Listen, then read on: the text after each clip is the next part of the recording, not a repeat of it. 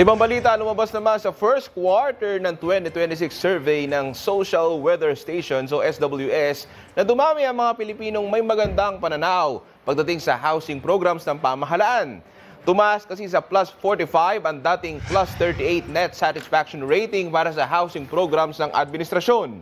Iniugnay ito sa patuloy na pagpapatupad ng Expanded Pambansang Pabahay para sa Pilipino Program o 4PH sa pangunguna po yan ng Department of Human Settlements and Urban Development.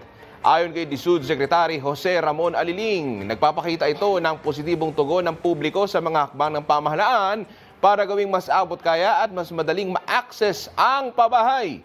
Patuloy ding pinalalawak ng ahensya ang mga opsyon sa pabahay kabilang ang rental at horizontal housing projects, gayon din ang mga programang para sa mga pamilyang nangangailangan ng sariling tirahan.